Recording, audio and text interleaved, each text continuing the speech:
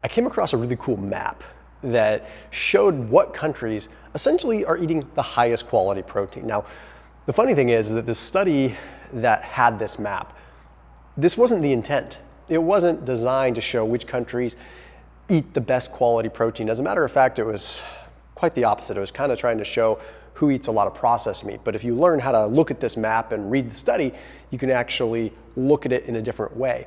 So with this, I was able to uncover which countries eat the highest quality meats.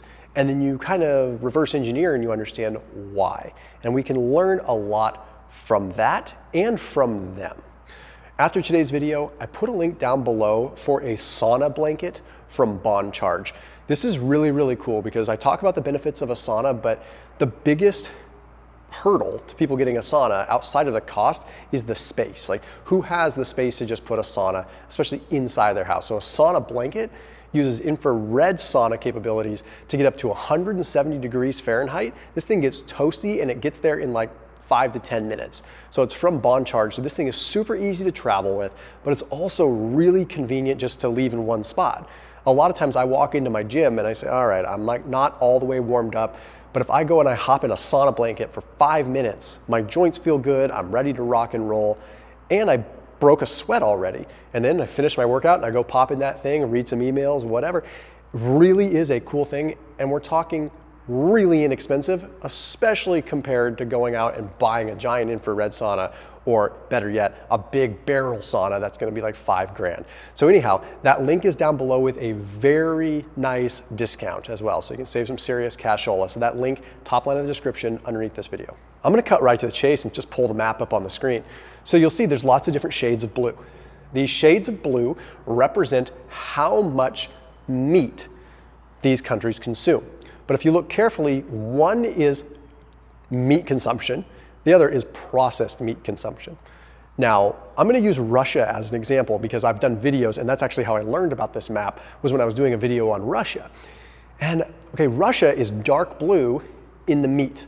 So that means it's a dark blue in the meat, but they have a lot of meat consumption, okay? But then if you look at the processed meat consumption, they're also dark blue.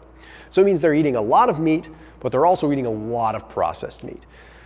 The best example I can give of a country that's doing it right is going to be good old China. So with that, you've got a lot of meat consumption that's dark blue in China, but you've got light blue. See how it's light blue?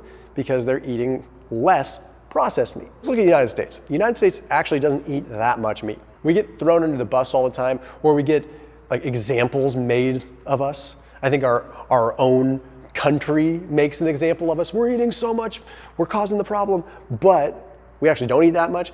But the thing is, it's equal. Like, we're eating just as much meat as we are processed meat. So the countries we really want to pay attention to. Okay, we got countries like China, but look at the Nordic regions.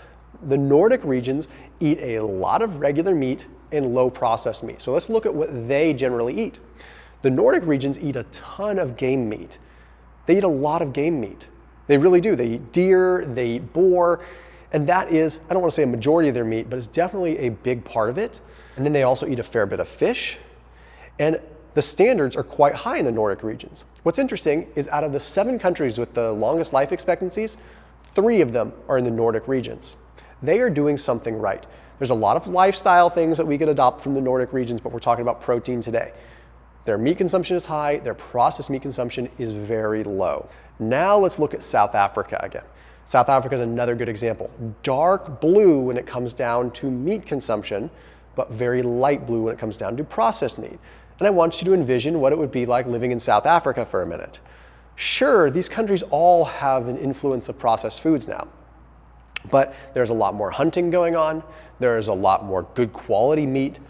I wish that these graphs and these charts and these maps also showed other food intake too. But then you look at like interior Africa, same kinds of things. Dark blue in the meat, light blue in the processed meat.